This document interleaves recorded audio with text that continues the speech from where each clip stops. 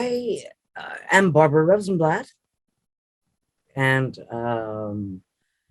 that was my very first movie in life as an actor.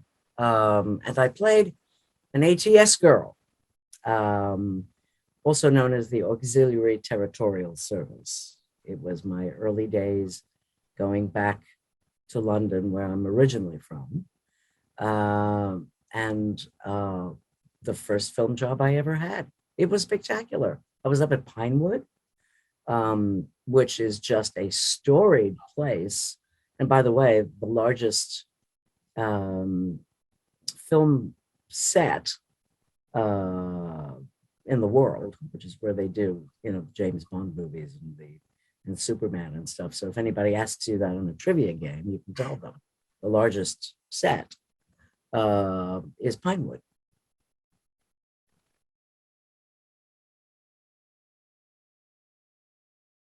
Just auditioned because I didn't have very much to do in this film, apart from look silly, which was what's wonderful about all those Carry On movies. I mean, they're all spectacular. And this was not, I wouldn't say you'd probably know more than me, Andrew, if how many there were after that, because this was sort of not quite the heyday, it's sort of post heyday Carry On England, wouldn't you say? Mhm. All terrific, and the world adored them. I don't think they made any impact at all in the United States, which is where I currently reside here in New York City. Um, but I did see them when I was a kid, occasionally on American television in black and white. So when I got to England and thought, oh my God, I'm in a Carry On movie. I don't care what I have to do. I'll do it, And it was a bunch of A.T.S girls in a barracks, and Judy Geeson is there's always at least one, hot babe, and she was it. um, but Winston and all the others, they're just a wonderful bunch of people. And putting all that stuff on, my mother was so excited when I told her that I was playing an A.T.S girl because she was an A.T.S girl. That's my mom in her uniform. Mm-hmm. And I wore exactly the same thing. And so I sent her a photo from the set, and she got all excited. It was amazing. That's my mom. We no longer have her, but I felt like I was a sort of a dual piece of history here, being a part of it. It was very silly, and it was lovely days on set, and they were all charming, and there were lots of tea breaks, and everybody had to have a cuppa, and it was great. But I think the best part for me was in that Pinewood has this magnificent dining hall, which is all wood, it looks like a hunting lodge. And I remember sitting in there thinking, oh my God, this is glorious. None of that exists in this country, but there, it's their film history is so broad and fabulous. Um, all the Michael Pressburger films and whatever, all those things that were shot there have so much storied history and tradition as well. So it was lovely for me to do this because I'd only been back in England a couple of years when I got this first film. I thought, this is amazing.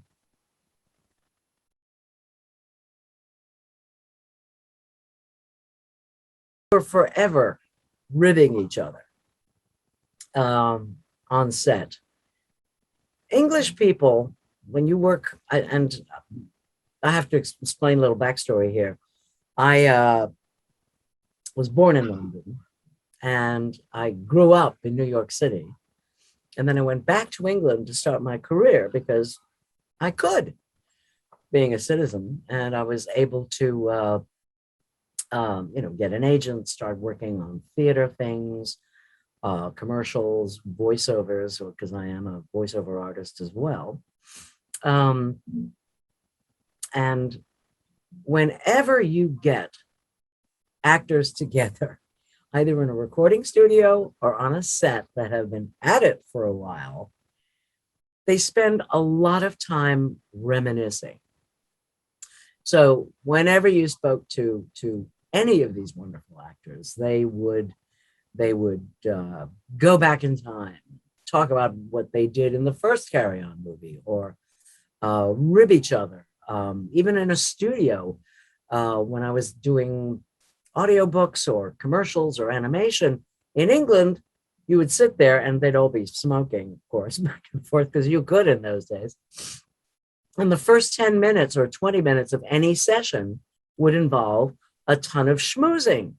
Not that there isn't schmoozing now, but, in my head, time is money and you're ready to go at 10 o'clock, but they never did until 10:15, at least, So I just remember this lovely, relaxed, lots of tea, lots of schmoozing attitude on set. And the hilarity, the laughter, no matter what we did, whether it was good or bad, was up to here.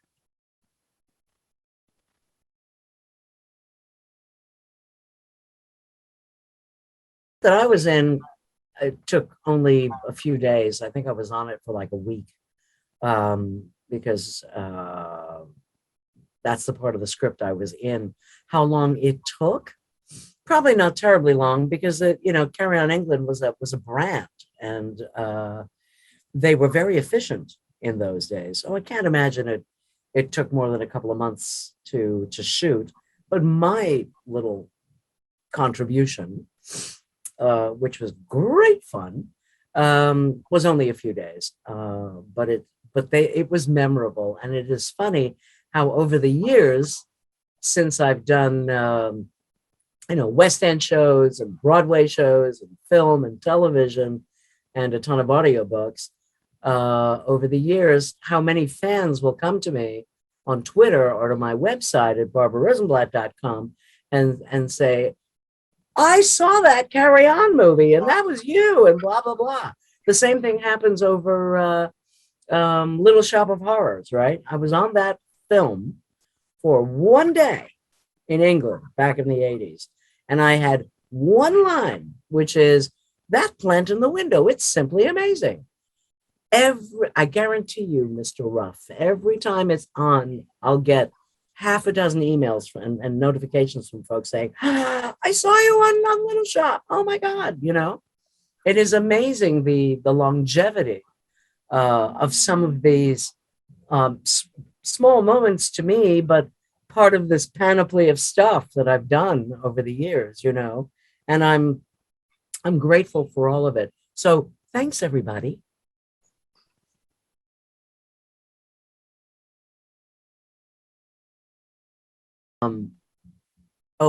Winston, I think.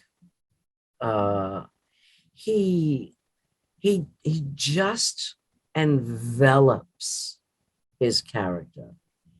I'd worked with him later on in something else. I forget, it was another sitcom in London. I think it was a BBC thing. But he was so together and such a marvelous wit. But when he got that army gear on, stand back, he had it together. And that's why he's in the center of that poster behind you. Because even his frustration was to the letter on set. I loved him. I thought he was great. The Twain, that's the very name of it. Oh, you've done your homework. Yeah. Very good. Yes, I did one episode of that, and he was charming, and he remembered me, which was lovely. I'm not sure why, but he did, considering I was, just a little blip in Carry On England. But again, you get them all together and they start waxing lyrical on their careers and what they do and what's funny and what's going on. It's great. Even when I did BBC Play for Today, or had to do radio for comedy shows where I had to play Maggie Thatcher and the Queen, you'd spend at least half an hour schmoozing with Kenneth Williams and this one and that one on stuff, you know. And these people are the backbone of wonderful English comedy, radio and film, and of course television. But for me, it was just glorious being exposed to all of that.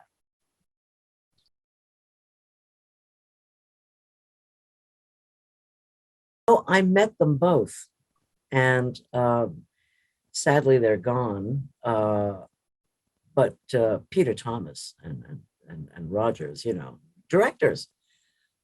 Uh, it was like it was like being part of a gentleman's club with them. You understood, everybody understood this language of how to work back and forth. I've learned over the years, Andrew, to shut up and listen, you know, pay attention, see how they interact, because these were literally the early days of my career at all. And I mean, I'd done some stuff in New York a little bit, but then I went to England and it was like, okay, let's begin this journey. Uh, and you learn as you go. And I have young actors ask me all the time, what was it like at the beginning? I said, you shut up and listen, and you pay attention, and you learn. Um, and that's what it was like. I was in awe of all of these people. I'm still in awe of them, really, because they represented everything I aspired to be.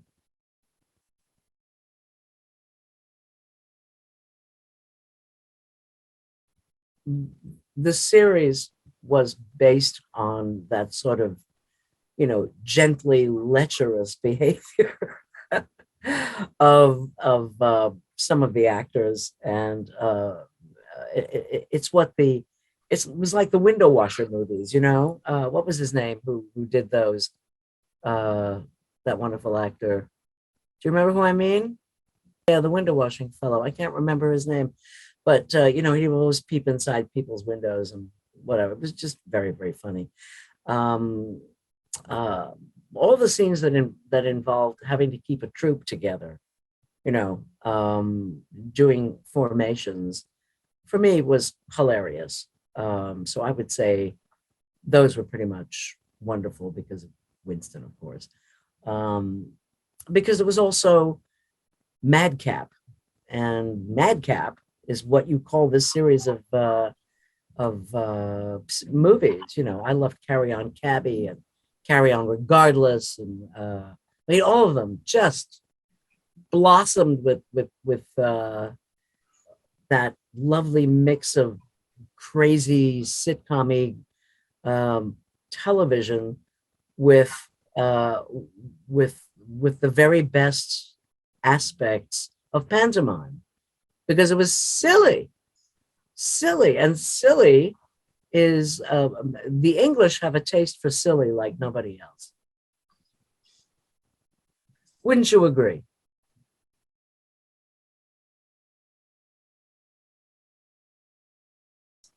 Of during that period, only that it was cold and wet, but then it usually is. Um, but I gotta say, putting that uniform on, wearing that hard hat, and there are some interesting shots. I think I still have them in my portfolio somewhere because they're from so long ago. But wearing those hard hats and being in that bunk with all the other girls, there was a kind of bonding going on with all of us, you know, because if you think about it, they were very feminist movies in a way. Uh, and so for me, the lightheartedness of the way we all responded to each other and ultimately got the job done, despite all the schmoozing, um, was terrific.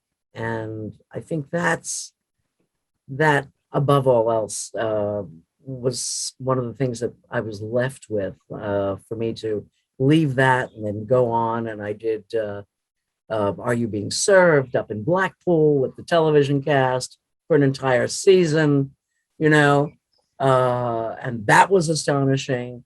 Because again, that's a bunch of folk that have been together for years and years and years. And what do they all do? They schmooze throughout all the rehearsal period and whatever.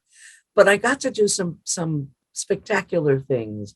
But the bonding, because you listen, but the bonding, I think, with all of us was lovely. They took care of us really, really well, as the Brits know how to do, and there was always a cup of tea when you wanted it.